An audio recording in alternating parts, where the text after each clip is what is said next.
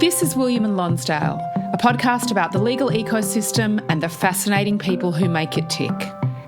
Today, your host, Michael Green, speaks with Peter Gordon, Senior Partner at Gordon Legal and one of Australia's most prominent class action lawyers. Peter's worldview was profoundly shaped by growing up in Melbourne's West. It informed both his politics and his approach to the law, particularly his belief that the law could and should be used to protect ordinary people from the wrongdoings of powerful institutions. It also forged a deep and lifelong passion for the Footscray Football Club, where he would, of course, go on to serve as president, twice. As we'll hear today, even before he was admitted to practice, Peter was taking on large companies he believed were doing the wrong thing, and he hasn't stopped doing so since. Over the decades, Peter has been involved in many landmark cases, including the first successful mesothelioma litigation in Australia, representing medically acquired HIV patients, acting for women injured by defective breast implants, and survivors of thalidomide. Due to the high profile and impactful nature of many of the cases Peter takes on, the media is never far from his door. And this was certainly the case when he and the team at Gordon Legal started a class action against the Morrison government for the robo-debt scheme. When we first foreshadowed that we were issuing it, I remember coming under this, not for the first time in my life, severe attack from the then Minister, Stuart Robert, who said, they've got no plaintiff, they've got no court, they've got no cause of action. In a big press conference, I found myself on the 7:30 report that night with Lee Sales saying to me, I've just got 3 questions for you. What court? Federal court.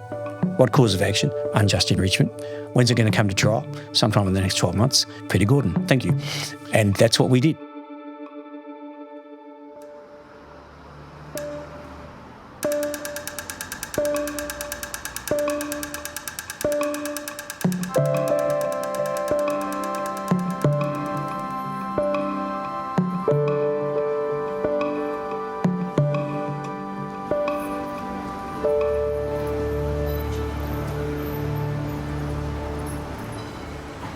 Our guest this morning in Lives in the Law is Peter Gordon. Peter is the principal of Gordon Legal. More importantly, he was president of the Footscray Football Club when they won their second premiership, maybe his greatest life achievement. But we better get back to the start, Peter. Peter's raising his eyebrows, looking at me about that. Peter, you're a Melbourne boy, born and bred, western suburbs. So just tell us a bit about your background, your mum and dad, your upbringing, school, etc. I was born in West Footscray and I went to school in Braybrook. There was a big difference between West Footscray and Braybrook. It was a tougher neighbourhood and it was a pretty rough school. We went to the local Catholic primary school and we went to church at Christ the King Braybrook every Sunday. My parents were too shy to mix with the rest of the people, so we used to come in a couple of minutes late and sit in the back pews. But they were very good Catholics and DLP supporters until the election of the Whitlam government in 1972, and then, like a lot of lapsed Labor supporters, they reconverted to the Labor Party by 1975, and so did my sister Karen and I, and that's my background. And what about school? I mean, one of the things that comes through in our discussions about lives in the law is the role that mentors play and the influence people have, and there was one particular teacher who was a great influence upon you. Yeah, I've often thought about him. His name was Rowan McIndoe. I'm sure a lot of your lawyer listeners would remember him. He went on to become a magistrate and he was from Scotch College. We're in Braybrook. The differences in culture and politics and everything between the two environments couldn't be more stark. I thought of him obviously as a grown-up.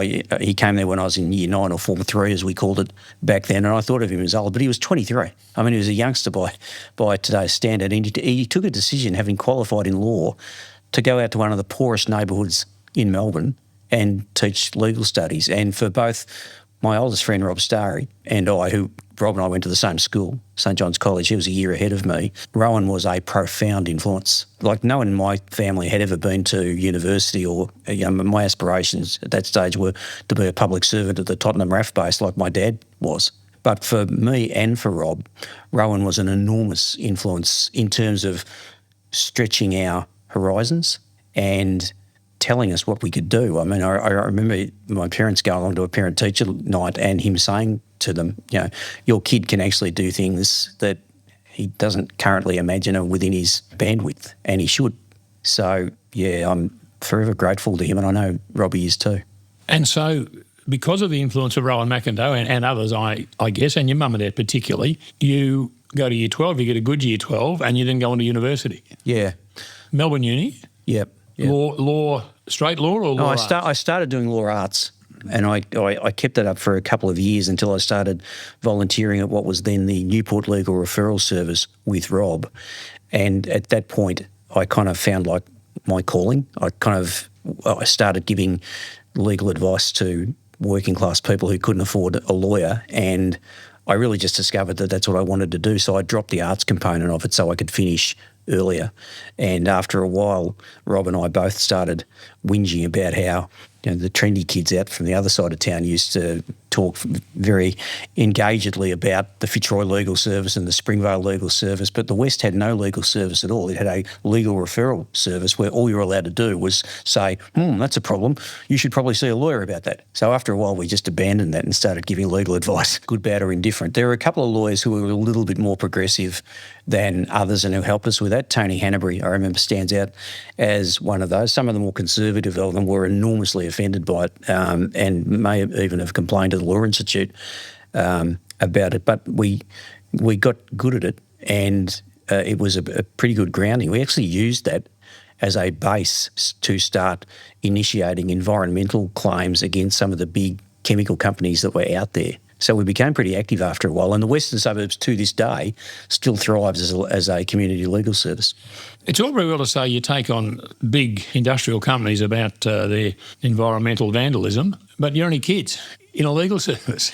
And they've got the resources of millions of dollars behind them. How did you go? The odd thing about that situation was no one was representing those people. I moved in year 11 from West Footscray to Altona, just across the swamp from PRA, which is one of the biggest refineries. And I used to watch as the sun went down the plumes of toxic smoke that they'd start emitting after the EPA officers had gone home. And there was no redress for those people. No one was going to lawyers. No one could afford lawyers, but there was a system of being able to go to what is the equivalent of VCAT. And you could take a swing, and you didn't need to be a lawyer to do it, and there were no costs. So it was kind of a go for free.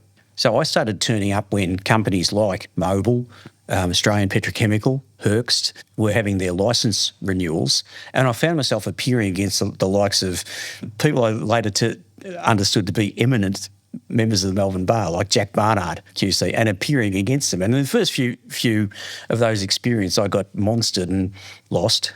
But I always remember after about 5 or 6 of them, I turned up for one, which was against Monsanto, and won. And it was against Jack. And walked out of court, strolling down back to Spencer Street Station thinking, I just beat a QC. Looking at it, I missed a lot of uni, but the grounding in that was kind of second to none. I mean, the like real life education you got. And it was, as I say, it was kind of cheap and easy because it was without consequence. Like those people, the people of Altona who were being exposed, and Sunshine who were being exposed to methyl isocyanate and all that sort of, it's not as if they could have got better representation but didn't. It was me or nothing. So everyone benefited, I think, except Monsanto. And Jack Barnard got paid, no doubt. No doubt it is. And on reading some of the background information, Peter, all this time as students, unqualified, you're working together with lifelong friends in Rob Starry and Paul Grant, who are at uni with you and then go on to have their own careers in the law. Yeah, well, Rob and I were the only two guys we thought from the Western Suburbs to go to Melbourne Uni at all. And so we had that natural bond of not only being from the same school, but every other kid in the law library seemed to be from Scotch or from Melbourne Grammar or whatever. So we kind of had that going for us. And there was a while there where we eschewed what we saw as the conservative establishment of Melbourne Law School, and when most of our week at Western Suburbs Legal Service. Then we started up the Sunshine Legal Service. Then we tried to start up a tenants union. Yeah, we were activist young lawyers. Paul Grant was, I think, a couple of years older than us, had been to Monash, but was good mates with Paul. And then the three of us sort of came together around that Western Suburbs Legal Service. I remember one particular case that we did, and it was at night. It was over the Smorgon family's ambition to build what they called a mini steel mill. It was mini in the sense that it only occupied about 8 square miles. And It was on at night. One thing I remember about it is that the Smorgon family was represented by Barker Harty, and the article clerk, who was head down, not daring to look at us during the entire thing, was John Fane. The ABC radio guy. Yes, who was very big in the legal service movement, but was briefed to appear for this giant, we thought, multinational and defend their environmental record. And he assiduously failed to make eye contact with us during the entire 3 or 4 nights of the hearing, which we won, by the way. They withdrew their application to build it in Tottenham and sent it out to Altona, where I think it still runs. But yeah, we had great times. And of course, John and I went on to run a radio segment ourselves for about 8 years. But he still avoids eye contact. Whenever you bring up this question of... Yeah, you won't. If you ever get him on this podcast, he won't call his representation of the Smorgons one of his career highlights, I don't think. So you finish your degree with a lot of working on the side with the legal services. You've got to get articles. Now, you said yourself you're a boy from the western suburbs, you've got no contacts whatsoever within the law, except maybe people who don't like you because you've been fighting them at the then equivalent of ECAT. How did you get articles? You know, I think that you naturally back at times have changed a lot, but I think Rob and I both had a bit of an inferiority complex. I started approaching that thinking that no Victorian firm would ever give me a job. I actually got a copy of the Tasmanian Yellow Pages and wrote a few because I thought I might be a better chance to get a job with a Tasmanian law firm. Then back in those days, pre-internet, I moved on to the Victorian Yellow Pages and I had to handwrite my applications and I had my standard form doing it. There was one day in Altona where I sat down at breakfast and I went through the phone book and I wrote out in alphabetical order the same handwritten application for a job, and I reckon I would have gone 10, 12, 13 hours, collapsed at about 10 o'clock, went to bed, and I think I'd got down to about Q or R or somewhere in the phone book. And my dad, who'd been looking at me with a little bit of sympathy through the whole day, after I'd gone to bed, takes out my standard form handwritten letter and does S, T, U and V. And of course in S was the law firm Slater and Gordon. And it's about the only firm, I think, that gave me an interview. And ironically, I only got that interview because my dad wrote the application after I'd gone to bed. So got a lot to be grateful to my mum and dad for, but I've got that to be particularly grateful to my dad for his kindness in doing that. And so you get your articles at Slater's. Did you enjoy them? Oh, I had a great time. Yeah, it was a fantastic time. The guy who'd been article clerk before me was Bernard Murphy, who went on to be, of course, an esteemed federal court judge. Just retired, I think, and he kind of took me under his wing a little bit. Slater's was a bit of a haven in that day for people of the radical left. Absolutely. Which I considered myself to be. It had long roots in the Communist Party, and we both did great work, but we also had great fun. We did a radio show on 3CR on Wednesday nights called People Against the Law, with the likes of Lenny Hartnett on it and Mick Dodson, and it was meant to be exposing the political unfairness of the system. But Lenny's principal aim was to make everybody laugh so hard that the thing was ruined. And this is during your articles? Yeah, it was Wednesday night. We'd start at the Prince Patrick Hotel in Fitzroy, then we'd go down to 3CR, then we'd tape this show. So they were great times, and we were doing, we thought, great work. We were acting for unions. I didn't know the difference between Slater's and Clayton Utz by the time I finished my law degree, but I understood very well the political complexion of Melbourne's legal society within a few months of being at Slater's and working with the good people there. And all this time you were doing injuries work, acting on behalf of plaintiffs in common law claims? In the first several years, yeah. For the first few months I was at the Melbourne office, and then after about 9 months, Maury Nightingale had been the article clerk before Bernard, had to go down to the Morwell office to fill a vacancy there. And so I got transferred to the Carlton office, which was just behind Trades Hall, where I got to work with the great Mike Higgins, who was the real driving force of Slater's at that time. And a lot of us really learned the finer arts of law, strategy, how to be a really good common lawyer from him. He was incredibly passionate about the way that he went about his work and, inspired, I think, a whole generation of young lawyers. And so that's how your career starts and progresses. Then you go to Slater's and you suggest they open an office out in Footscray. Yeah, well, Rob and I, my ambition with Rob when we did the Western Suburbs Legal Service was that we'd get our articles and then we'd essentially go back and run some kind of poverty law practice in Footscray. That was what we saw as our kind of mission in life. But by several years later, I was so enrolled in the Slaters culture and the political and social value of the work that we were doing that I first of all convinced Rob that he should join and convinced Slaters that they should employ him. And then I persuaded Mike that it was a good idea to open an office in Footscray because big industrial area, place where we wanted to work, good idea for Slaters to do it. He was very much in favour of it, but there was a spectrum of people at Slaters, and there was one particular partner who didn't like spending money and thought, well, if they're going to do this, I know a bloke who runs an Ampol station there and he's got a spare garage they can set up there. So the Slaters Footscray office was nearly the back garage in an Ampol service station in Footscray. But we ended up setting up in a little office in Footscray, and Paul Grant joined us shortly afterwards, and within months I was seeing 15 new clients a week, like 3 new clients a day. And these were people off the street?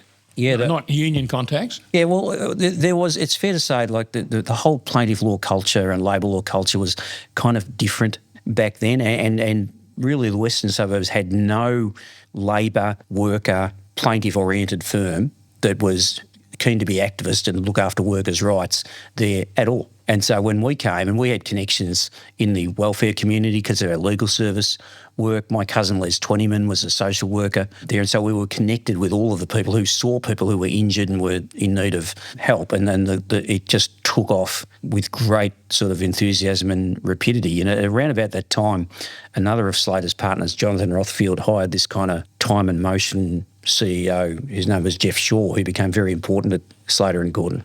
And he came out and just sort of sat in the office for a week and went back and said to the partners at the time, this is the biggest growth opportunity the firm's got. The Western suburbs? Well, the Footscray office and the Western suburbs. And, I mean, you look at all of these law firms now, the sort of Morris Blackburn, Slater and Gordon Shine, they've now got networks of offices that go out to Nunawading, Cranbourne, regional centres where the people are. Yep. You know, and an initiative that was in the early days of that was the model of the Footscray office at Slater and Gordon. And so what age are you at this time, Peter? Gee, I guess I would have been 28. And so you're not a partner, you're just an employee, or you're an associate or something like that? No, I became a partner at Slater and Gordon in October 1989, the very same week that I became president of the Footscray Football Club. And so at this stage, you're just an employee solicitor? Yes, yep. But you open up a very viable office for them, and as you say, it opens them up to the whole of the western suburbs of Melbourne, which is a rapidly growing area. Yeah, I quite quickly, myself and Bernard became, Mike was always the best common lawyer, but also the top fee earner at Slater's. But by about 1984-85, Bernard and I had started to match him in relation to that, including, I will say, by sometimes charging fees, which outraged him. So he had a social conscience and he thought you were charging too much. Well, you know, there was one incident that stands out for me. I ran the first successful mesothelioma case. Mesothelioma is the disease caused by asbestos, and those claims had never been brought at common law before because lawyers traditionally thought that people would die too quickly to get them on. And I saw a guy with mesothelioma and went and talked to Mike about it, and he said that. He said, you just won't be able to get it on in time. So what we tend to do is wait and then bring the widow's claim. And I said to him, well, do you mind if I just have a go? How are you going to do it? So I want to go to the court and see if they'll abridge the time for interlocutory processes. Can I just get some dates here, Peter? So are we talking maybe mid to late 80s at this stage? No, I first saw this guy, this Mr. Pilmer, Harold Pilmer, in 1984.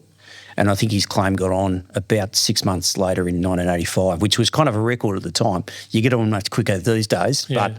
But at that time, were there no win, no fee cases? Was that common at the time? Well, the term no win, no fee got kind of commercialised and marketed by Slater and Gordon in about 1993. But the practice of acting on a no win, no fee basis had been adopted by labour firms for decades. Yeah, okay. So Mr. Pilmer, if he didn't win, he didn't have to pay. That's right. Yeah. And so why were you able to get it on quicker than was normal at the time? Well, I didn't know that I could, but I thought, what's the harm in having a go? And so there was a great thoracic surgeon who went on to be a barrister. Her name is Anne Shanahan, deceased recently. Fantastic thoracic surgeon.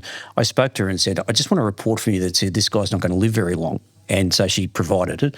I put it on an affidavit, and I went along to the listing master at the Supreme Court, who was Vin Gaughan, and the other side, who it turns out used the lawyers who had been retained for years by James Hardy, who were waiting for these claims to start, as it turned out. They turned up to oppose it, and Vin said, well, I hear what you got to say, but I think in fairness, this guy should be given a fair trial. So he adumbrated, or he circumscribed the times for interlocutory processes, but it's fair to say that Mr Pilmer also outlived his life expectancy. If he'd conformed to the averages, he probably would have died before trial, but he lived a little longer, and because of Master Gaughan's preparedness to abridge the rules, we got it on in time. David Ashley ran it. It went for about 6 or 7 days, and it was the first successful mesothelioma common law verdict in Australia. And I had committed myself to it, working on it sort of day and night. He got $210,000. I charged him solicitor client costs at $20,000. And 7 days after the verdict, I was feeling pretty happy with myself, by the way. Mike Higgins walks in and says, I've had a look at this case. Yes. Did you want to compliment me on it? No, I just want to understand why you're charging him $20,000 in solicitor client costs. We never charge that. Well, no, but have a look at what we've done. And we've done this and we've done that. And he says, yeah, I'm not happy. I said, all right, well, you want me to reduce it? I'll talk to my partners about it. That was the last I heard of it. All of the other partners were quite happy. Yeah. I think, and Mr Pilmer was happy, more importantly. And Mr Pilmer was happy. And it was kind of breaking the mould a little bit. But, when you come across new fields of work, you kind of got to throw yourself into it in a different way. And it's worth it to the client, and it's a fair transaction. I never felt bad about that. So with the multitude, you could tell me thousands, I guess, of mesothelioma cases that were in the background somewhere, did you issue on all of those, or did other firms issue on them, or did they approach you to settle? Oh, no. So what happened was, the times were so different. The lawyers didn't advertise, but that case made the paper. Not in any big way, but it was the first asbestos cancer verdict in Australia. People heard about it. The medical fraternity heard about it. And it was still at a time almost every personal injury firm these days market themselves as experts in asbestos. But in 1985, no one wanted these cases. So I'd been named, I think, in the Herald or the Sun as having run this case. And so people started coming to me. And I realised, Harold Pilmer turned out not to be the greatest case in the world. These days you'd struggle to win it. I think the exposure wasn't great. But in very short order, I got the first case against the SEC from Newport Power Station, and down at Yallourn and Morwell, I got the first product liability case against James Hardy. I got the first case against an occupier. I had about 12 of these cases, and with each one, I got a little bit better at it. I knew a bit more about it, and so did I had David Ashley, who was, obviously went on to the Court of Appeal, great legal career. He was a great foil for me because I was a very passionate lawyer and he was actually quite smart. So it was kind of a good combination. And it's also, I should say, the beginnings of my longest friendship in the law, which was with Jack Rush, who became junior counsel in those cases and who's probably made a really unique contribution to asbestos victims over a very long period with some of the biggest cases. And we went on to do the Whitney cases, which I'm sure we'll talk about. But after I'd done about a dozen of them and they'd got a bit of notoriety, I got a call from a man in Western Australia whose name was Robert Vajakovic, and he ran the Western Australian Asbestos Diseases Society. And he said, I've been reading about the cases that you've been doing. I'm sitting in a room with 6 or 7 people who've got mesothelioma. And I said, you're kidding. I mean, that's a rare disease. He says, no. They're here now. And in our organisation, we have hundreds of people who've either are the widows of people who've died from it, and they all come from the Whitnoon Blue asbestos mine up in the Pilbara that was run by CSR, and CSR has refused to accept responsibility for any of them. I said, well, that's horrifying. He said, so I want to know whether you'd be prepared to open an office in Western Australia and run these cases. And so I went and talked to my boss then, who was Jonathan Rothfield, and to Bernard Murphy, who was, we were sort of kind of partners in crime in leading the initiatives around Slaters at the time. And we went over there. They had a local lawyer who, again, has been my friend ever since, John Gordon, and we decided to open an office in Western Australia. We had about 6 weeks before a particular piece of legislation which preserved the common law rights of these people expired to issue 350 writs. Really, in 6 weeks? Yep. Yep. So You'd I was have over to take there. the instructions.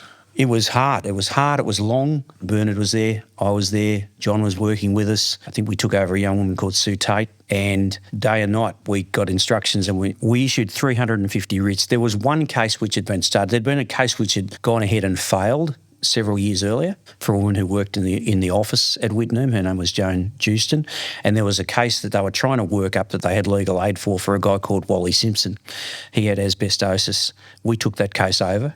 David Ashley and Jack Rush went over to appear in the case. I was over there for a lot of the time. It went for 55 days, and the judge downed him in what I will go to my grave saying was a disgraceful decision. There are maybe 12 to 15 different signs and symptoms of asbestosis, and asbestosis is not cancer. It's a hardening of the lung caused by asbestos, and there are various ways you can test for it. You can show it up on an X-ray. The difference between how much oxygen you breathe in and expel on a pulmonary function test. There are any number of tests which prove it. He had 15 out of the 16. And this judge explained away every single one of them as being due either to being overweight or smoking in the past or various other things. And in that way, he avoided any commentary or any judgment about the negligence, Dickensian conditions of this mine at Whitnum. So after 55 days, we had lost $2 million. We had lost the... $2 million in the cost to Slaters. Yeah, travel, accommodation, council's fees, expert fees.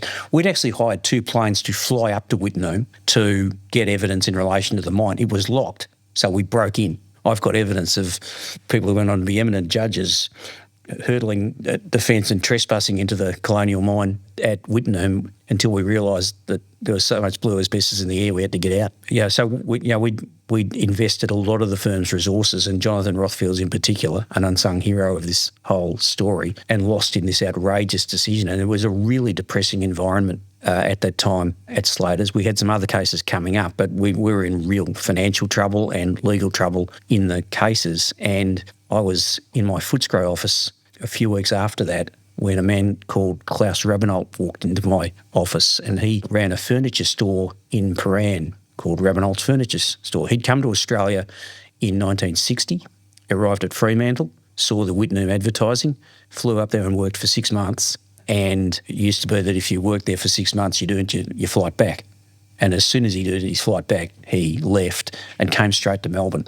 Worked there, really interesting guy, an inventor, but also ran that furniture shop. And he was diagnosed, ironically, by Anne Shanahan with mesothelioma, and she sent him to me. And so shortly after we've lost this case that's put the whole firm at risk, I see this guy and I realise that all of a sudden we have an opportunity to avoid the judges of whatever political complexion one might infer from that decision in Simpson, but instead be in front of a Melbourne jury. And so the case... Of course, so you can bring the case here. Yeah, because he developed his injury here and he lived here and he was going to survive a forum non-convenience application if it were made. So we got that case on, and I had just, at the time, Bernard had been running one of the big RSI cases, or RSI, repetitive strain injury, was a thing back then. We'd run a claim against the Commonwealth and been absolutely annihilated by one Richard Stanley QC, who was doyen of the Melbourne Bar, Silvertail, and everyone at Slaters hated him. But I thought to myself, he might be the perfect guy to act for Klaus Rabinolt. And so I approached him to do the case, and he agreed to do it.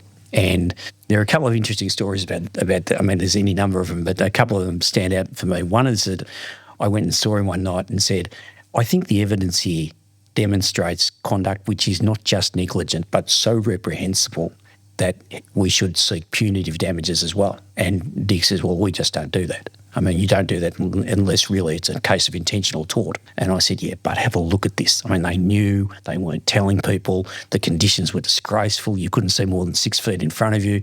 He says, well, I just don't think it's going to be done. And I said, well, listen, I don't mean to invoke rules, and I know you might know them better than me, but I'm instructing you to do it. Those are the client's instructions. Anyway, he agreed to do it. And I know because I had lunch with him and we reminisced about it just a few weeks before he died, a couple of years ago. And it was clearly one of the best decisions he and I ever made together, because his beautifully modulated voice and his courtroom tone was perfect for it. And it had never been done before in a negligence case.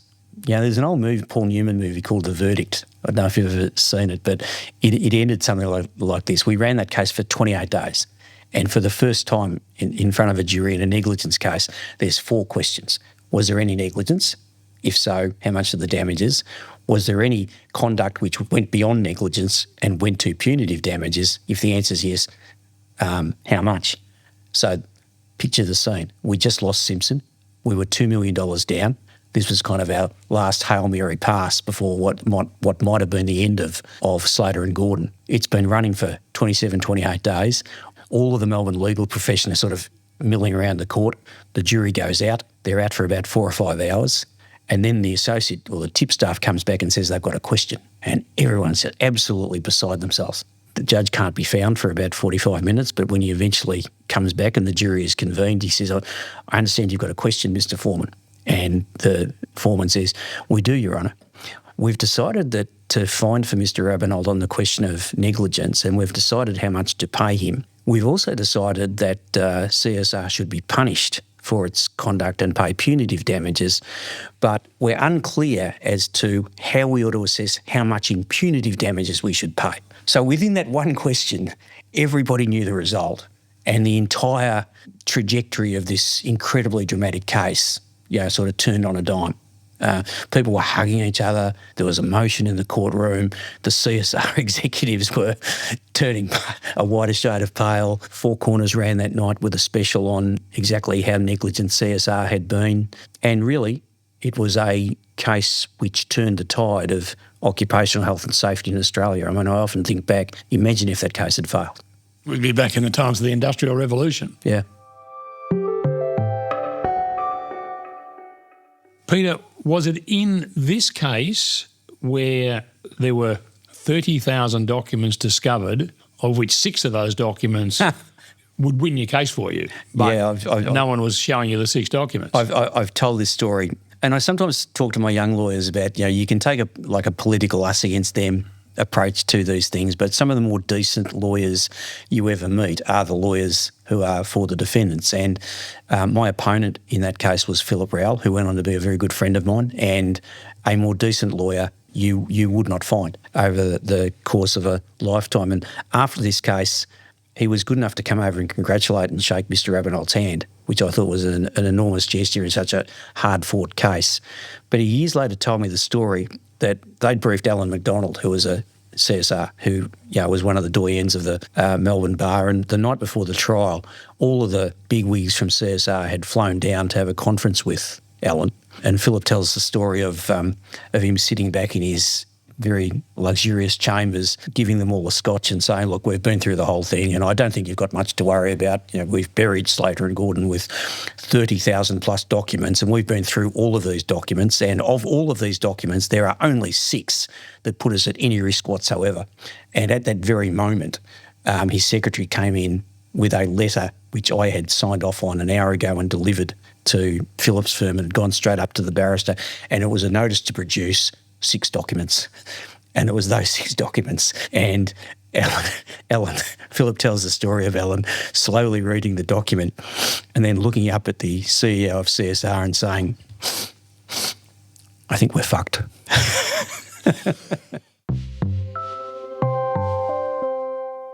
Peter, am I right in my timeline here of thinking this is maybe mid to late 80s when this is taking place? Rabinold was 87, 88. Yeah.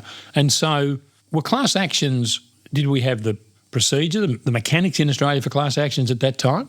No. The first class action legislation was in the Federal Court Act and was brought in 1992, and the Victorian equivalent of it wasn't brought in until about 2000. So both the Wittenoom cases that I did, Delcon Shield cases that I was involved in with Peter Cashman, who worked for us for a while, which was a US-based class action, and also the second big group action that I did, which was for sufferers of medically acquired HIV. People who got HIV from the blood bank were all done. They probably would have been done 10 years later as class actions, but the mechanism wasn't there. So you would run test cases and then negotiate a result on the strength of the outcome of the first few cases. And so after your test cases, you'd go to the defendant or the defendant's lawyers and say, okay, we can see which way this is going. All of us can. We've got 100 other plaintiffs with this cause of action, and therefore let's get talking about, Or they'd say it to you. whether they'd come to you. Yeah.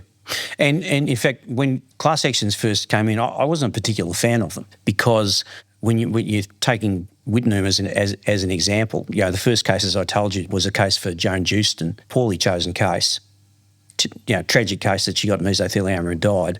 But if that was a class action, it meant that the whole class would have lost.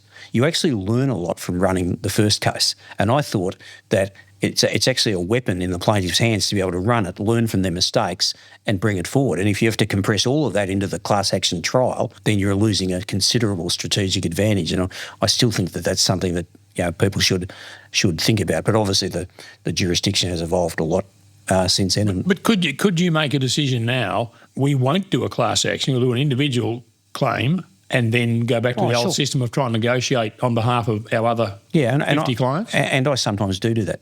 Because you think it's more in the interest of your clients? Yeah. I mean, years later, I did a case for people who suffered from thalidomide birth defects, and I started a class action, decided halfway through it that it was the wrong lead plaintiff, and so I issued a second class action and moved that one ahead of the first. I mean, you've got to be, as the great Gillan McLaughlin said during the COVID crisis, flexible and agile about the way you make these decisions. But if you did that in that case, where you started a second class action, what did the defendants and their lawyers, didn't they scream? Yep, I did. Yep. And sometimes they scream successfully and sometimes they scream unsuccessfully. I mean, it's a game of strategy and tactics like any other. Now, you mentioned the Delkin Shield case. They were an American manufacturer of IUDs? Yeah, that's right. Yeah. And I read that you said the principal opponent was not the people who manufactured the Delkin Shield, or Delkin Shield, those people, but in fact the plaintiff lawyers, the American plaintiff lawyers. Yeah, so we decided that, and under Jonathan Rothfield's leadership in the mid-1980s, not just to open an office in Perth to do the Whitnum cases, but to actually expand into this field. And a guy called Peter Cashman was running the Public Interest Advocacy Centre in Sydney at that time. Really smart guy. And he agreed to open the Sydney office of Slater and Gordon, and we took over about 3,000 claims for women who suffered IUD injuries, and they were part of what is called multi-district litigation in, I think it was Richmond, Virginia. So that was the first American class action that I was involved in, and I realised that the manufacturer, A.H. Robbins, understood that they had a global problem and they'd have to spend a large amount of money on it, and they had a reserve, and let's say it was $3 billion. Or whatever.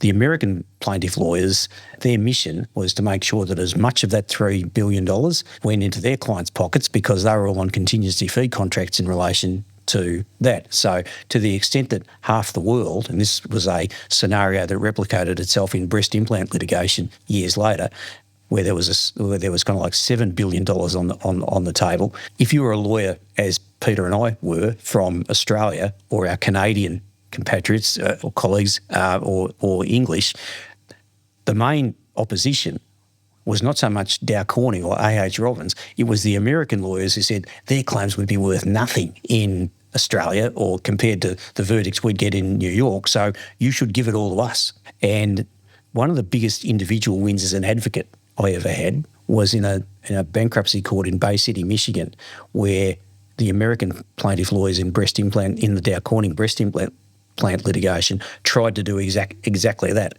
And I went along to the court and said, this entire argument is based on a false premise. They've got this view that because they can get a big verdict in New York or in Los Angeles or Miami, therefore you ought to do the maths and exclude everybody else.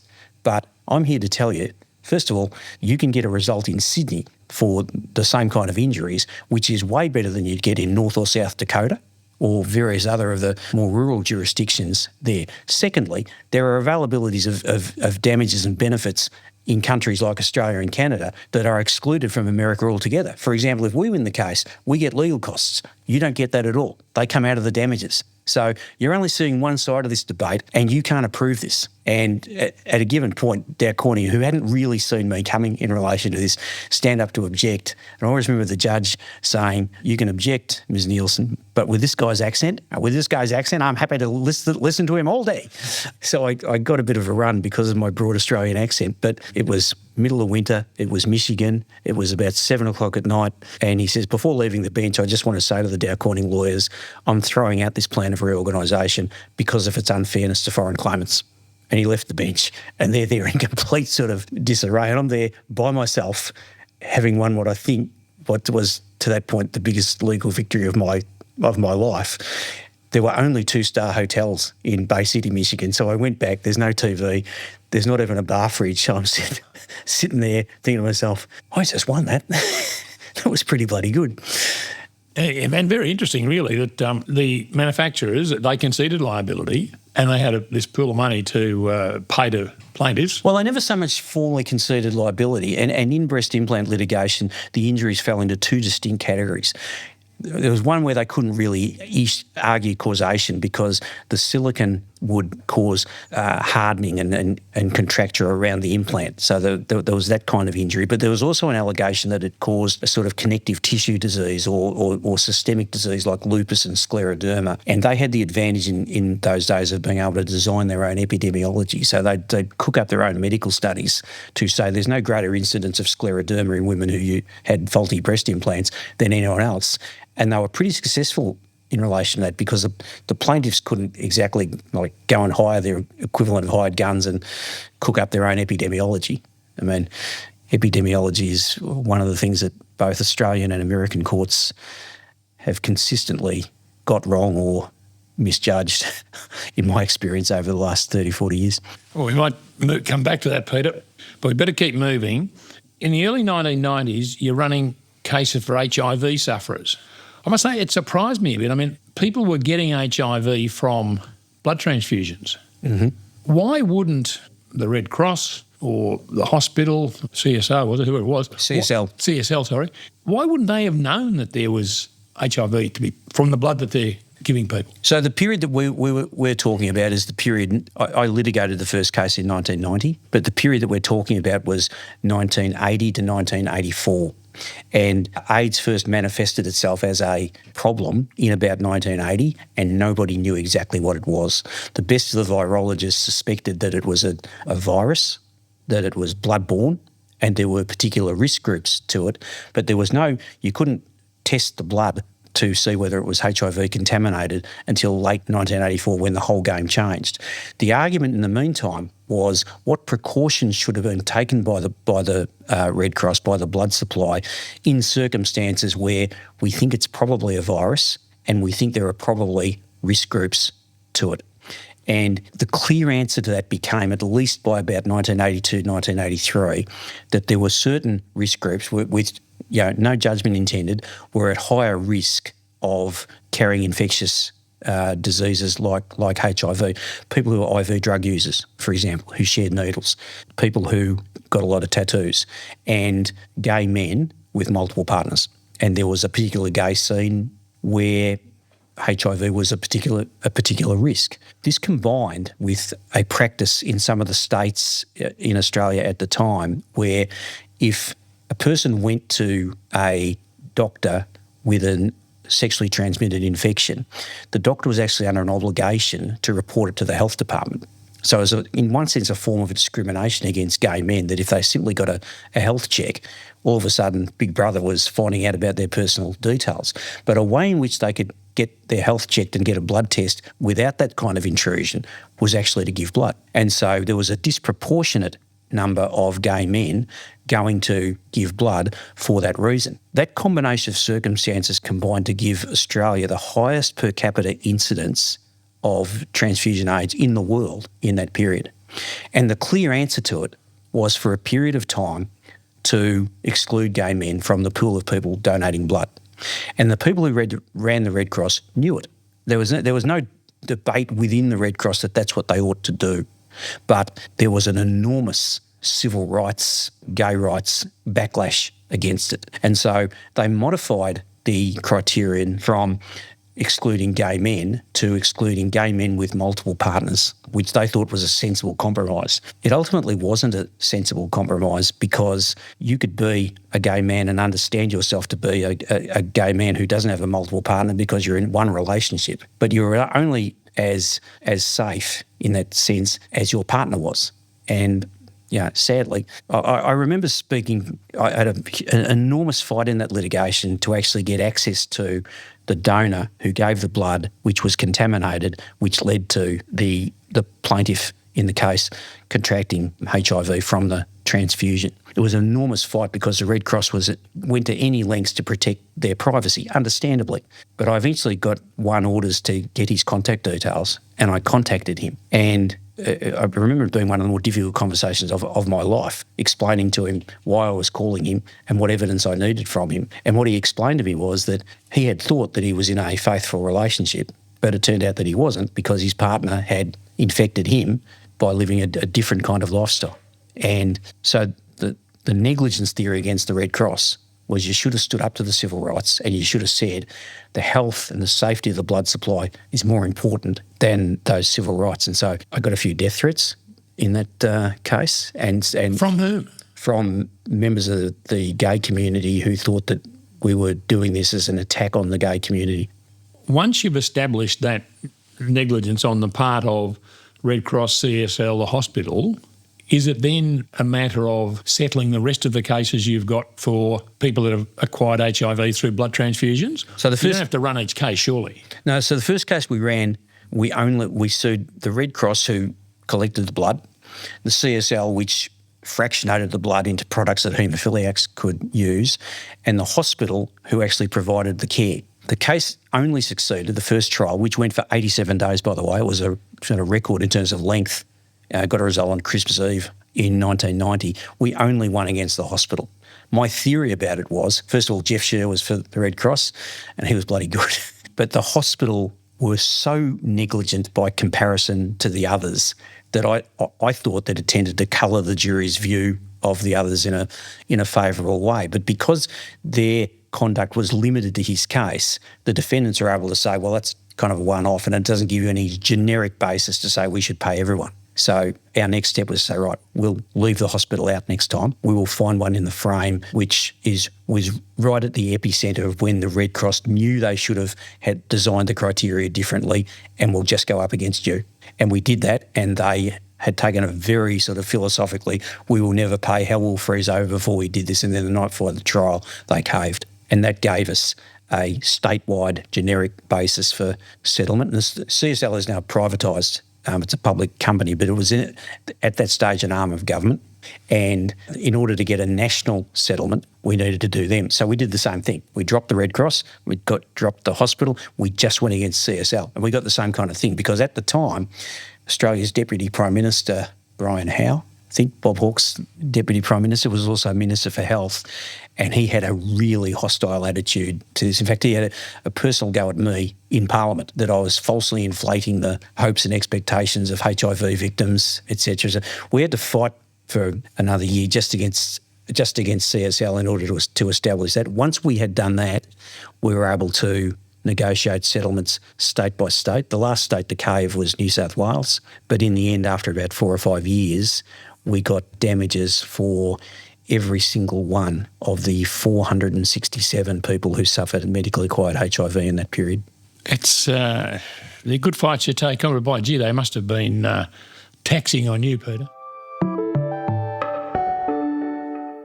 Peter, what was the background to the cases that you ran mid-90s against the tobacco companies? The first case against the tobacco companies was run by Bernard in 1986, a case called Scanlon. And it came out then that they'd known since 1954 and all that stuff? Oh, no, that case met a pretty rocky end. And then there was a whole lot of litigation in the United States leading to a master settlement by American states against the tobacco industry in about 1995, and the payment of about $250 billion by the states for healthcare cost recovery. And one of the terms of settlement of that case was that all of the documents which should have been handed over in discovery had to be put in public depositories in Minnesota and in the United States and in Guildford in England. So when that happened in 1996, we sent lawyers to both Minnesota and Guildford in order to find the Australian documents. So our first real, Bernard had heroically pioneered the Scanlon case back in the 80s. We got trounced in it. They did some pretty despicable things.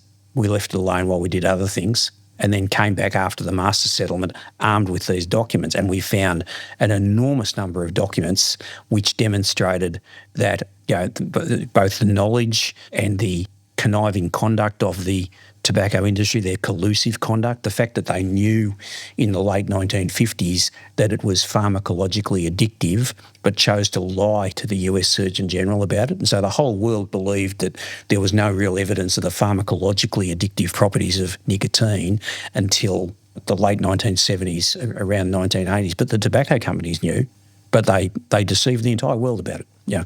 And one really interesting sidelight to the research that we did was that the original science in relation to the pharmacologically addictive properties was actually done in New South Wales by the precursor to British American tobacco, WD and H.O. Wills. Remember they used to have WD and H.O. Wills signs around the boundary line when you played footy? Yeah. I think it was in Pagewood in Sydney where they had scientists who were doing these tests and understanding this stuff. And they went on. Tobacco companies were such experts at everything: marketing to children, creating doubt so that most adults who smoke don't want to smoke anymore. The cigarette companies had a term for that. They were called dissonant smokers, smokers who understand enough about it to know they shouldn't be doing it, but they really crave doing it. And they understood at that time that what really helped the tobacco companies most at that moment was doubt. Didn't need to be reasonable doubt, just needed to be doubt. So they were in the business of finding doctors and scientists who would cast doubt in order to feed the ability of those dissonant smokers, as they called them, to continue to smoke. And in exactly the same way, they got into the science of how to attenuate the nicotine plant, the tobacco plant, so it had the optimal amount of nicotine that it didn't taste too shitty for people to smoke, but enough to be powerfully addictive for it. And they had a process of cropping the tobacco leaf called ratooning, which they were like decades ahead of everybody else in all of these ways. They were brilliant at what they did. So, Peter, you've got this huge store of knowledge about tobacco and the tobacco companies and the way they acted, and then you commence a class action against Philip Morris. 3 companies: Philip Morris, Rothmans and British American Tobacco. Why did there need to be a class action? Why didn't they hold up their hands and admit and say, we'll pay you, because the world knew they'd acted despicably? Well, they never have. They still haven't? They never have, no. I mean, they've understood, and in fact their internal documents say they're as much in the litigation business as they are in the cigarette business, but they have always found a way to defeat liability. And it's actually a masterclass in advanced tort and indeed litigation generally as to how they do it. They make a product which, used as they intend, kills people and causes dramatic disease. But they've understood one fundamental principle. You can be the worst tortfeasor, wrongdoer in the world, but in the end, each plaintiff needs to prove their individual case. And if you drill deep enough into the individual circumstances of each particular plaintiff, you will find a weakness, you will find a hole. And that's the approach that they took. And still take? Well, no one takes them on anymore in relation to these cases because plaintiff lawyers fear the tobacco industry, and they've got good reason to, because being very blunt about it, the tobacco companies have had a dream run from Australia's judiciary, with a few notable exceptions. Jeff Eames being one of them in the original McCabe trial. So tell us about that, the McCabe trial. So a brief history. When the American master settlement happened in the mid-1990s, they opened these document depositories. We went and got the Australian documents. We collated them and we realised that there was a terrific case that we thought worked as a class action because they had collusively, these companies, misrepresented the dangers, hidden the issues of addiction, marketed to children, done all of these things. Almost every aspect of their business was egregiously negligent. And so we put that as a class action in a case called Nixon and Philip Morris, but it was against all of the tobacco companies. The tobacco companies brought a strikeout motion. It went before Murray Wilcox in Sydney. He allowed it to proceed, and then they appealed it to the full federal court, and we got monstered. One of the judges referred to the case as the Ben-Hur of ambulance chasing. If I had my time over again, we had Jeff Nettle appearing for us in that appeal. He did a fantastic job over 4 or 5 days. But if I had my time over again, at that moment when he accused me and the firm and the case of being the Ben-Hur of ambulance chasing, I would have stood up and said, "You've got to recuse yourself right now." That's not just the appearance of bias, that's bias. Yeah. It's not up to you to decide what the motives are of the people doing the case. You've got to decide on the issues. But we got monstered in that case, and it got thrown. I will say, most class action lawyers will know that the decision in Nixon and Philip Morris has now been overruled and is ignored by all class action jurists now. But what overruled by the High Court? Well, we took it to the High Court, but were denied leave. It was thought to be not a point that deserved special leave, and each one of the 3 judges on the federal court dismissed it for different reasons. So it had those issues.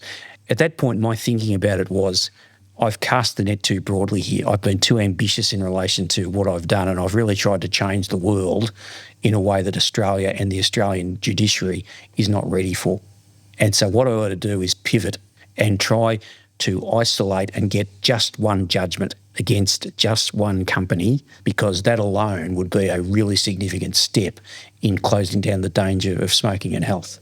And so we built up a bank of about 4,000 registrants who were class members in this case. And so the technique that I have always adopted with these cases is to say, what is the profile of case which would put the defendants at the most risk? So I've got a bank now, I've got a database of 4,000 people. I want someone who started smoking as a child, because as a child, they don't get to exercise an adult judgment about the whole thing. I want them to have smoked for a long enough period that by the time they are 18, they're pharmacologically addicted. So I want someone who started smoking when they're 13 or 14. I want someone who started smoking before there were advertisements on TV and warnings on packs, because they then don't have the sort of warnings that can be thrown at them. So in effect, you've got someone who started smoking without being warned about the dangers, wasn't in a position to know about or exercise an adult choice about it, and by the time that they were in such a position, the evidence was pharmacologically addicted. And then ideally, I would like someone who only smoked the one brand, because it's way better to have one defendant at the other end of the bar table than to have 3, because you only get one set of cross-examination, etc. And of all of the 4,000 people that we had on the database, Rolla McCabe stood out as someone who fit all of those criteria. She was born in about 1950. She started smoking in about 1962. Companies had known for a racing certainty that it caused cancer for about 10 years by then. It was about the time, it was 4 years after they understood the addictive nature. It was around about the time that they decided to lie to the US Surgeon General about it, and she had always only smoked the products of WD and H.O. Wells. So it looked to me to be a perfect case, and we got it going, and it was assigned to Jeff Eames, who was a really, I think, incredibly good and diligent and smart Supreme Court judge, who was kind of onto some of the delaying tactics of British American Tobacco and put it on for a trial setting. And we eagerly awaited getting discovery in that case, because we already knew some of the documents which are in the document depositories. But when the affidavit of documents came from this company which had been in business doing all of these things for decades, it discovered less than a dozen documents that were relevant to its entire business. And when we sort of delved into why, it was because they said that they had something called a document retention policy. And it was, of course, one of those Orwellian euphemisms. It wasn't a document retention policy at all. It was a document destruction policy. It was a policy which was literally designed around the principle of, let's get a group of lawyers together and work out every way in which we might be sued for negligence. And so there's marketing to children, and there's attenuating nicotine, and there's creating dissonance about whether smoking is dangerous, all of those things which might be negligence theories. And so let us design a system which we'll call a document retention policy, but which actually mandates the destruction of all of those documents in order that when we do get sued, because we know we will be sued, they won't be available for the plaintiff to be able to prove those cases. And so we got an affidavit of documents with virtually no documents in it. We then went on the hunt and there were references to document destruction, retention policies, etc. And we brought an application to strike out their defence on the basis of discovery abuse. It went before Jeff Eames and they put in response to our application, a whole lot of material, including one particular line saying, we did this on legal advice. And when they said that, we jumped on it and said, if you're saying that you've done this on the basis of legal advice, then you've waived privilege over the legal advice. And not just that legal advice, but all the legal advice about the document destruction policy. And they were in absolute apoplexy about it because they had this whole system of privilege covering up this system, and all of a sudden it had ruptured because someone had done something wrong in an affidavit. And so they had to hand over all of these documents, which exposed very serious misconduct. Jeff Eames, on the basis of it, struck out their defence on the basis that there was no possibility the plaintiff could get a fair trial because of the ubiquity and comprehensive nature of the deliberate destruction of evidence. There was no issue of contested fact which was not contaminated by their destruction of evidence. And people can read, because it's in the law books, you can still get online the Eames judgment. I can't talk to you about some of the stuff that's in that judgment because the Court of Appeal has ruled that Jeff Eames' ruling about waiver of privilege was wrong and that some of these things can't be talked about. But you can read the judgment. People can go and read the judgment and it makes perfect sense. I still regard the decision of the Court of Appeal in the McCabe case as the most disgraceful miscarriage of justice I've seen in 47 years in the law. But the story goes on with a whistleblower approaching you? Yeah, well, one of the oddities of the McCabe case and one of the things that the Court of Appeal skated over is that their excuse in relation to the document destruction was they were trying to save space. They had all these documents and it was occupying so much space in the room. But what they'd ignored is that they digitised these documents. All of these documents which were relevant, which had been discovered in a previous case that Holding Redlich ran called Cremona, had been reduced to 2 compact discs, so like 2 DVDs. And so the argument that they had to destroy them to save space actually reduced itself to an argument that they needed to get rid of 2 DVDs in order to save space. And the Court of Appeal bought that argument. I speak more freely about these things these days because after it happened, a person who had been the in-house lawyer for British American Tobacco, a guy called Fred Gulson, called me and said, didn't know whether I should make this call, but I had the job of implementing that document retention policy and everything you alleged about it and everything that Jeff Eames found about it was true. Did you get an affidavit from him? Eventually, yeah. Took a bit of persuasion. Yeah, it had kind of a pretty bitter ending in Australia, but ironically and thankfully, the US Department of Justice at the time was running a RICO prosecution. So RICO was an act in the United States called the Racketeering, Influence and Corrupt Organisations Act against the tobacco industry. And a critical part of their case was to demonstrate that the corrupt conduct was ongoing. And so the defence of the tobacco industry was, look, true it is, we were really bad boys in the 50s and 60s. We lied about addiction and we didn't confess about cancer, and we may have marketed to children and we may have done all these things. But for the last 10 years, we've been cool. We've been really, really good. And there was a bright young fella at the US Department of Justice called Brett Spiegel who had been following what was going on in Australia and contacted me to say the relevance of what you've uncovered there is that it demonstrates that their corrupt conduct is ongoing. The deliberate destruction of evidence is in fact continuing misconduct. Would you be prepared to work with us? And so I went over to Washington with Fred Gulson and Jack Rush to assist Fred to give his evidence. He first of all gave his deposition. I always remember it. You know, there's a long conference table like you see in some of those American movies. There's me, Jack, and there's Fred on one side, the three of us. And I think Brett might have come along too for the Department of Justice. And then on the other side was like 28 lawyers. You know, Brown and Williamson, Philip Morris, they were all there and they all wanted their go. And it went for about 13 or 14 hours. And Fred didn't do a great job. Like he was he was under a lot of pressure, and they monstered him, and they really thought they'd nuked him. Brett was sufficiently concerned about it that he thought, I'm not sure what my higher-ups they're even going to allow me to call him at the trial. But he eventually took a decision to call him. So we went back for the trial, and he gave evidence. He started getting cross-examined, and they were playing some of the worst bits of the video of his deposition. He turns to the judge and he says, Your Honour, I want to apologise. I really gave a very bad account of myself at the deposition. I was incredibly nervous. I was jet-lagged. I wasn't feeling very well, and I want to apologise both to my learned friends from the tobacco company and to you. I'm sorry to have wasted your time. I said a lot of bad things in that deposition, but I'm here to tell the truth. And he gave his evidence, and she accepted all of his findings, including about the deliberate and wrongful nature of the destruction, and they never appealed it. So for all that we lost that point, and I guess I'll never get over it in relation to Roller's case and McCabe and the miscarriage of justice in Australia, in America, the wrongfulness of what they did was proven in court and accepted, and they never appealed it. But it didn't play out in a damages award to your client back here in Australia? No, after Justice Eames struck out the defence, we proceeded with an assessment of damages. So she actually did become the first smoking victim to get a damages award. Dick Stanley, ironically, was on the other side. He was for British American Tobacco, and we had Jack Rush. She got $700,000, but almost the first thing the Court of Appeal did was insist that he'd be paid back.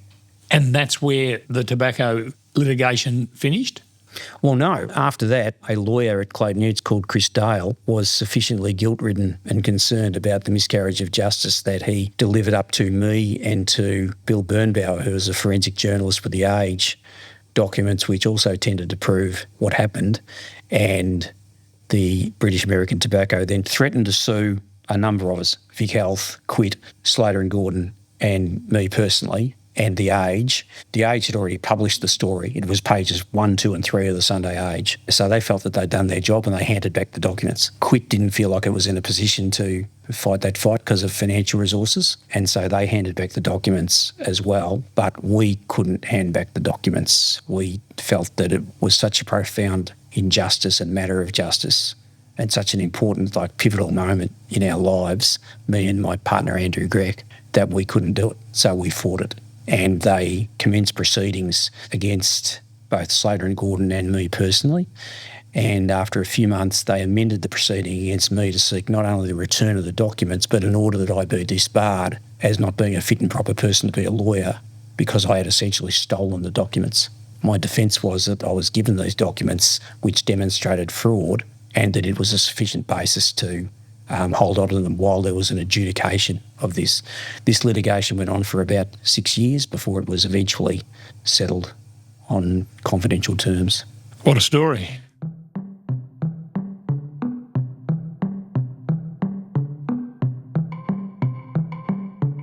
William and Lonsdale is brought to you by Greens List, one of the leading multidisciplinary barristers lists in Australia.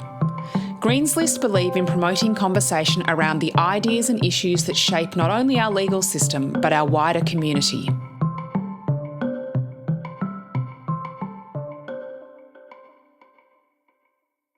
Peter, this takes us, on my calculations, to about 2009, 2010, at which time you've been a partner, or initially an employee, then a partner of Slater's for about 30 years, running some very, very high-level and intense cases, and you feel you need a break. So you resign from Slater's.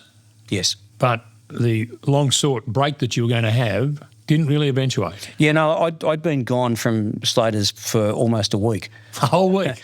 When I met a guy who suffered from thalidomide birth defects. He had 2 foreshortened arms, and he told me that there was a guy who was trying to get better compensation for the thalidomide survivors in Australia who had got pitiful results back in the 1970s and 1980s. And so he got me up to Sydney to meet a guy, ironically, a guy who used to run British American Tobacco, a guy called Ken Udall, who at the tender age of 86 and as the father of one of the thalidomiders had gone to England to demand that as gentlemen, and he was a gentleman who'd run a corporation, they should dip into their pockets one more time. And they'd agreed to send some pharmaceutical executives out to Australia to meet with him. And through this intermediary, Ken got me up there as well. He introduced me to these guys as a retired conveyancing lawyer.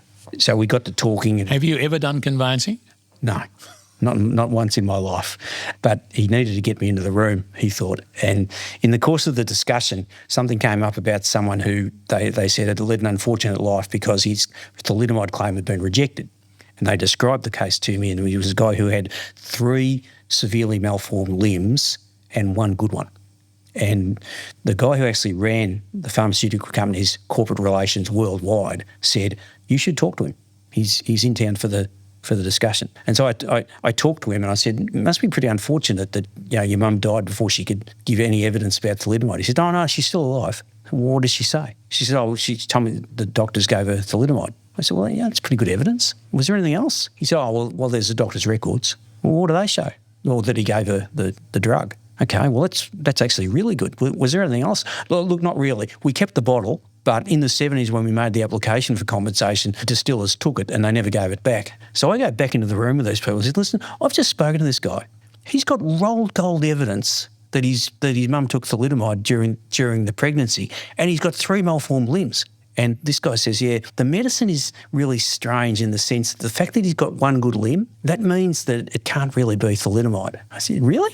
Yep. I said to him, and you know I'm not really a retired conveyancing lawyer, don't you? He said, yeah, I've Googled you.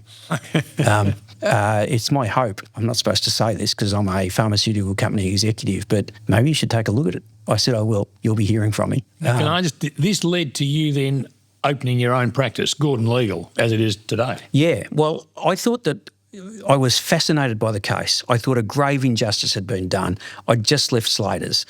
It had become too big for me. I didn't want to go back, but I thought that I had a unique skill set to run this case. So I started Gordon Legal in 2009 just to run that case. And one of my closest friends in the world is Andrew Grech, who was running Slater and Gordon at that time. I went to see him and said, listen, when I left a week ago, I really didn't intend to do this, but I want to start a law firm just to do this case. And I don't want to compete with you. In fact, why don't we do it together?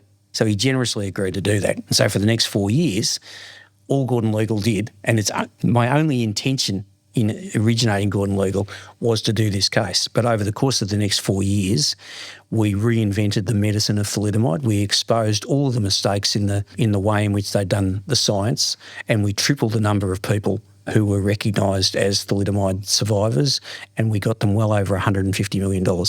Can I go back to Gordon Legal? So, I mean, you're back on the same treadmill that you'd got off at Slater's in Gordon Legal. Was it, and is it now, a plaintiff common law firm? That's what you do? Yeah. Or you're a broader spectrum that covering many areas of the law? We certainly do a lot of the work that I used to do in the first 30 years of my practice. These days I'm in the privileged position of doing work that appeals to me. I can pick and choose what I do. So, in the last 4 years, I've done robo-debt. I've been to Miami to run the White Island volcano case, and in recent times, I find myself in the Pilbara, in the outback, acting for the Barnjuma people to clean up the mess that CSR left in terms of 3 million tonnes of blue asbestos waste, which has given the Barnjuma people the highest incidence of mesothelioma per capita in the world. Well, can we get back to that? I'd like to go back to robo-debt. How did you get involved in that? So, John Fain convinced me to do a Friday morning footy tipping program. And so we would have fun on a Friday morning for half an hour talking about footy issues. And one day at about 10 o'clock when we broke for the news, Bill Shorten was the next guest. And he saw me and he said, I don't know if you've heard about this robo-debt thing, but I've shopped it around to all of the firms and none of them will take it. And it's this massive injustice from the Morrison government, which is costing some of the most vulnerable Australians, their lives and their livelihoods and thousands of dollars. Would you have a look at it? Of course, Bill, I will. Can't promise you anything, but I took it back. And one of the beauties of Gordon Legal at the moment is we were small enough. There was me and Andrew and this great group of young lawyers, and we had coffee. I told them about it. I said, let me know if you can come up with anything. And then 2 weeks later, I see in my diary that they've booked out 2 hours of my time to talk about robo-debt and the tort of unjust enrichment. And I thought to myself, that's pretty impressive. Remind us, Peter, what unjust enrichment is. It's a very underused, little used old English common law tort where someone has acquired wealth or rich enrichment by unjust means. And no other cause of action theory worked against in relation to robo-debt, but that tort did. And I often tell this story because, we had a young barrister involved in it as well, but a couple of young second, third year solicitors at Gordon Legal, and we were talking about it. And I tell the story on the basis of, I think one of the more important things about legal practice and running a law firm is it's not the seniority of the person with the idea, it's the quality of the idea. And they had this idea, they had the confidence to bring it. We workshopped it, we thought it worked. We thought it worked on a class action basis. When we first foreshadowed that we were issuing it, I remember coming under this, not for the first time in my life, severe attack from the then Minister, Stuart Robert, who said they've got no plaintiff, they've got no court, they've got no cause of action. In a big press conference, I found myself on the 7:30 report that night with Lee Sales saying to me, I've just got 3 questions for you. What court? Federal court. What cause of action? Unjust enrichment. When's it going to come to trial? Sometime in the next 12 months. Peter Gordon, thank you. And that's what we did. And when we were a couple of months away from trial, they suddenly announced, this has nothing to do with Gordon Legal, this has nothing to do with the class action, but we've decided out of the goodness of our hearts to refund $730 million to people in relation to robo-debt. We later found out through the Royal Commission that it was all to do with the class action, that in fact they'd had legal advice saying Gordon Legal are about to make a complete mess of you in court, so you can either wait for that to happen. So, when you say you, it was the Morrison government which brought robo-debt into existence. Yep.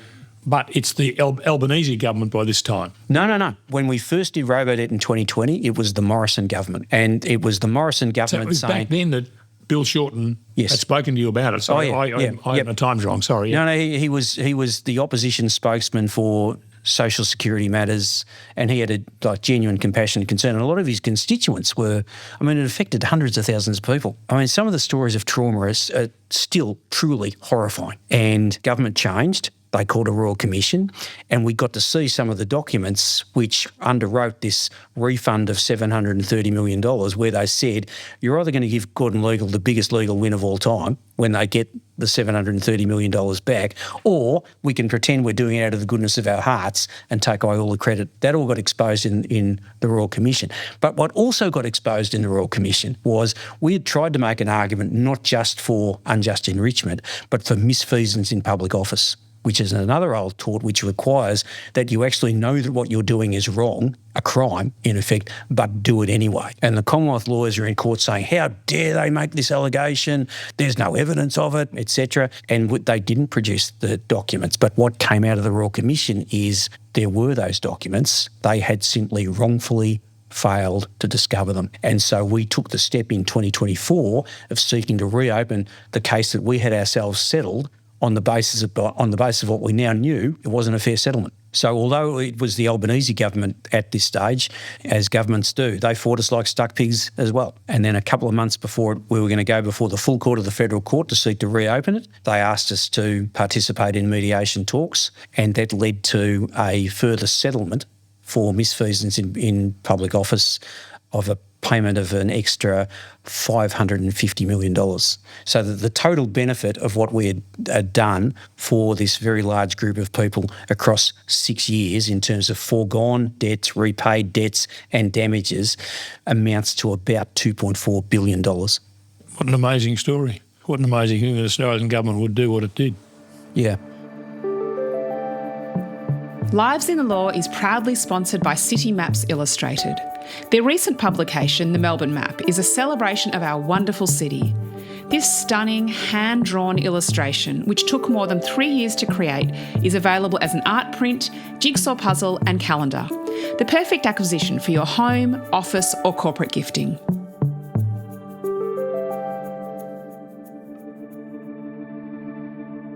Now, Peter, so far we've been going on the light stuff, a bit lighthearted with all that talk about governments and damages, but there's some serious stuff we need to cover. Your time as president of the Footscray Football Club. You think? It's the most important thing in the life of the state of Victoria, we know that, AFL football. So how did you become president of the Dogs in 1989, your first iteration? So I told you that Rob Starry and I were social activist lawyers in Footscray, and our most potent expression of that was in the outer terraces of the Western Oval on a Saturday afternoon. He once had us evicted under police escort from Victoria Park when he was abusing Collingwood and their players, and there was a group of them in the outer who were gathering to make him pay a physical price for this. And he turned to them and, in an attempt to calm down the situation, said, "Look, I understand you guys' position. You're just not as smart as everybody else, and that's why you react this way." And but for the fact that a well-known barrister, Shane Collins, who was there with us that day, had alerted the police that we might be in some trouble, none of us may have survived Victoria Park that day. Anyway. Peter, none of this gives you grounds to be president of the Footscray Football Club. But I was a social activist. And so this is at the beginnings of the national competition, and they are looking to get rid of clubs. And I just finished the Whitnurn settlement when they announced that the Footscray Football Club was to be merged into the Fitzroy Football Club. And so I flew back from Sydney to Melbourne to run the campaign to save the Footscray Football Club. And that had both a legal arm to it and an activist arm to it. We ran the campaign from the Footscray office of Slater and Gordon. We held a rally. We generated a whole lot of money. We had Tim Ganane, now a Court of Appeal judge, appearing for us in court. And the argument, he was against Ray Finkelstein. And the argument was, are they insolvent? And our case was, you can't say we're insolvent unless you give us a chance to go to the people, go to the members and say, what are you prepared to do to save the club? And Fink and his junior counsel, Tony Nolan, said, oh, you want some time to go to the members? Fine. We'll give you 3 weeks. We make an agreement. We come out of court, and Dennis Gallimberti says to the waiting media, there's now 3 weeks to save the traditions of Victorian football. We had a rally on the Sunday. We raised over $1 million. I spent the next 3 weeks sort of planning what the business would look like for next year and trying to find a president. And Victoria's Deputy Premier at the time, Robert Fordham, had kind of agreed to do it. And on almost one of the last days of the campaign, one of my last tasks was to try and get the Transport Accident Commission sponsorship reinstated. And so I got a meeting with John Cain and David White, who was a senior minister there, and they said, yeah, you've run a campaign, you put us under pressure, we're prepared to reinstate the sponsorship, but there's just one condition. You have to be the president. And I'm feeling fairly chuffed. I'm sort of going, oh, why me, Mr. Premier? And David White, I think it was, says, I'll tell you why. Because this whole thing is misconceived. You've been insolvent. You will be insolvent again. It's all going to end in tears. And when it does, we want someone to blame, and that person is going to be you. So we want you to be president because we want you to go to bed every night remembering this conversation. Because when it goes bad and Victorian taxpayers' money looked like it's been spent, you're going to be the person accountable for it. So that's how I became president of the Footscray Football Club. Surely that would have frightened you off. Certainly frightened me. Didn't frighten me off.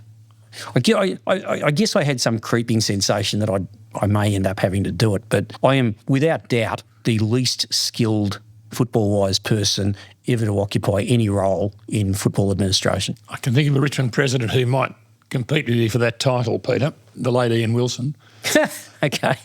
Anyway, we'll move on. So you avoid insolvency, which is a wonderful thing. I mean, and the Dogs, they are the only club in the western half of Melbourne. Yep. You wouldn't want them to ever go out of existence. So you give it away. You've got a very busy legal practices, Slater and Gordon, and then Gordon Legal.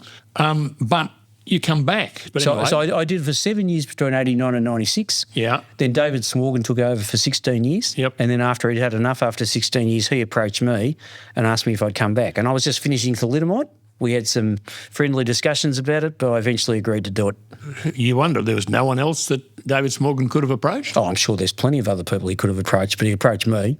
And frankly, I always felt like it was unfinished business for me. I felt like I could have done a better job. I was the youngest ever president. I just turned 32 when I first became president. It was a hostile environment with the commission. I didn't know much about business. I'd been a partner at Slater and Gordon and an employer literally for 4 or 5 days when I got it. And I felt, A, that I was more experienced. I had a bit more money behind me, but I also felt like the times would suit me, because this was a commission that understood in 2013 that the western suburbs were important. It was the battleground between Australian rules footy and other codes. And especially people like Gil McLaughlin, he understood that. He understood the importance of that role, and I'd learned a lot in it. So in that period, I did a lot of things that I was pretty proud of.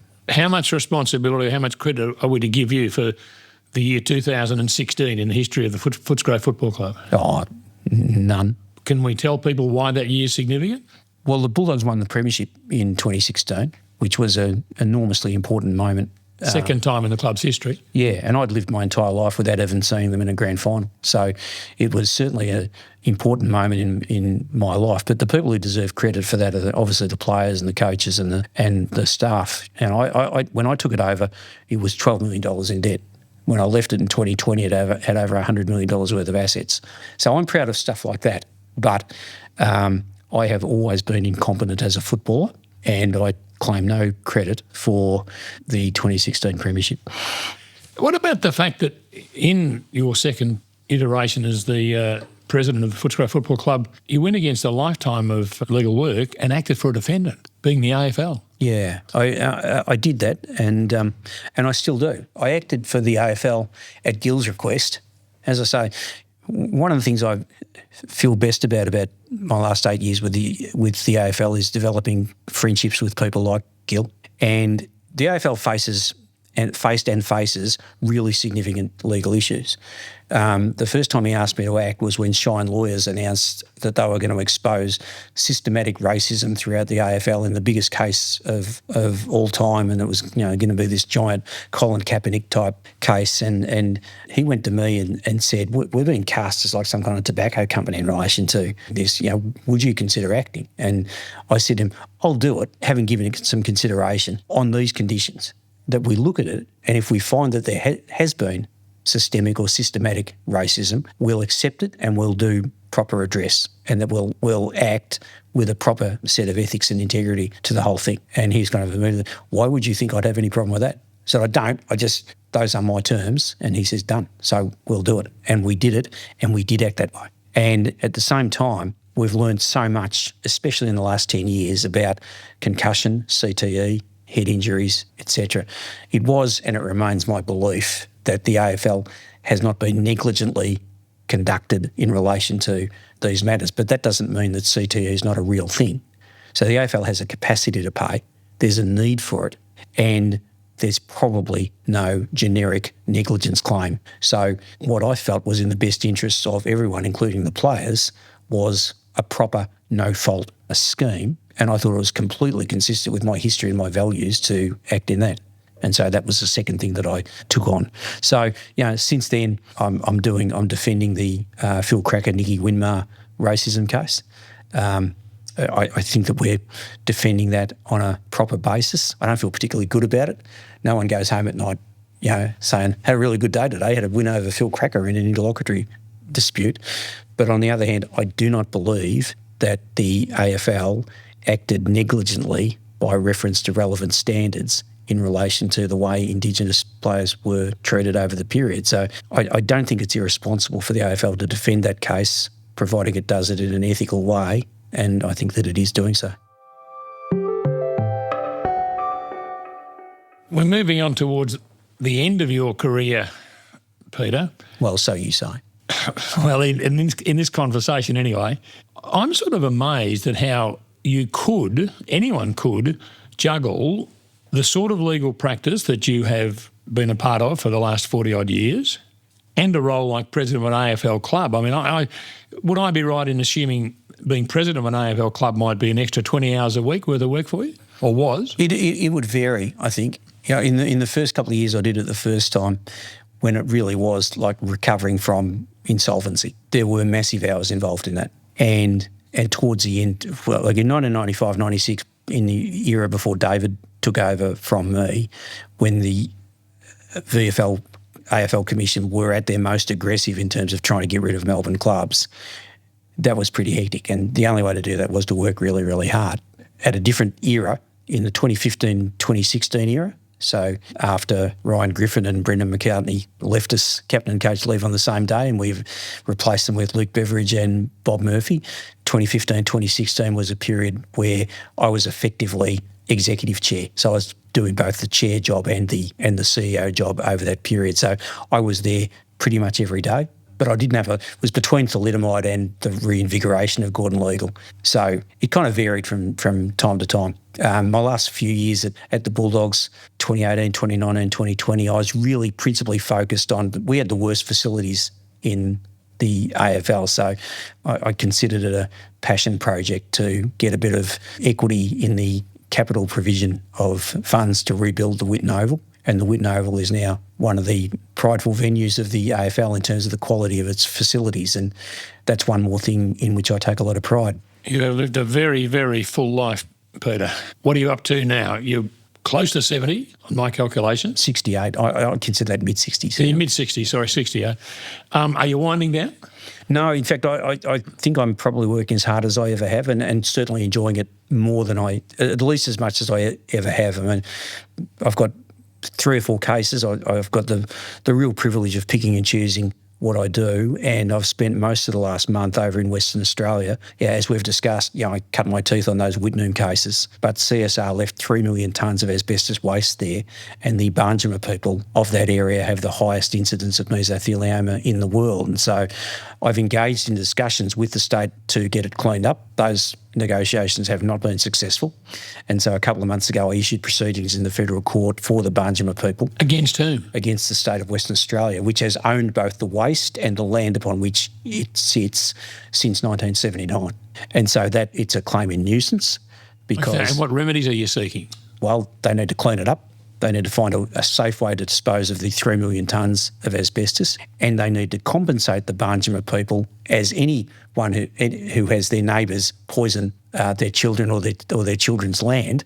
They need to compensate them for the cultural loss and the loss of amenity that has occurred over 80 years and will inevitably continue for the next decade. So in the last week or so, I've both been appearing in the federal court in Perth, and I've been out on country eating damper and sitting around a campfire with traditional owners. And I will say to you, Michael, some of those days swimming in waterholes, trekking through bush tracks have been a really profound experience for me. I'm so glad I did it. I look back on choices that I've made. I got to the short list of being chairman of the AFL in recent months, and I found out late last year that I'd come a close second in that. But I was out eating some damper in the outback a couple of weeks ago thinking to myself, if I'd got that job, I couldn't be here and I couldn't be doing this. Yeah. So, you make choices in life and some things come up and some things slip away, but I'm so glad to be doing what I'm doing. I love it. And I think that the concept of retirement is something I'll never really come to grips with. So, on this very full and very fruitful career that you've had, looking back, I'm asking you to look back. Well, obviously you're not much of a looker back. You're more tending to look forward. Would you change anything? Going back to Slater's, going back to the legal service in Footscray or Western Suburbs? Yeah, I think for anyone, that's a really profound question, and it's easy to answer in one sense, because you can look back on mistakes that you made and decisions that you made, but you never have the benefit of knowing the counterfactual. If I'd stayed at Slater's, for example, I don't think I would have ever had the opportunity to do the work that I do and get the satisfaction out of doing the White Island case or the Robodebt case or even the Barnjuma case. Now, it just would have been different. I can think of executives that I've hired that were just real mistakes, and I can think of people that I've sacked that was just a real bad judgment on my part. All you can really do in life is do your best, and you never know what would have happened had you made a different decision. But this process of preparing to talk to you about this podcast today has I've really enjoyed it, because it's been a period of deep reflection, and on balance, I feel really grateful for the career that I've had and the life that I've led. And Peter, we are very grateful for you coming in this morning and talking to us about a most interesting life in the law, and in some ways challenging to all of us, I think, on the basis that you seem to have been motivated not by what's in it for you, but by what you could do on behalf of your clients and what was best for your clients and what was best for the community. And that's a great way to live a life. Thank you very much. Thanks, Mike. Enjoyed it.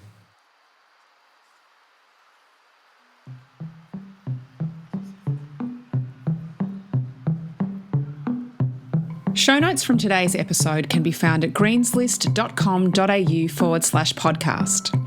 There you'll find links to things we've talked about in this episode, a transcript of the show, and some wonderful photos of our guests. If you're enjoying Lives in the Law, please tell your networks, subscribe, rate and review the show. Your host is former lawyer and Greens List clerk Michael Green. Our show is produced and edited by me, Catherine Green, mixed and mastered by Windmill Audio, and recorded by Alex McFarlane, who also wrote and performed all the music for the series. We're coming to you from the iconic Owen Dixon Chambers on the corner of William and Lonsdale Streets in our beautiful city of Melbourne. We acknowledge the Wurundjeri people of the Kulin Nation as the traditional custodians of this land and pay our respect to their elders past and present. There is no doubt that conversations about justice have been taking place on this land for thousands of years, and we are privileged to continue that discussion here today.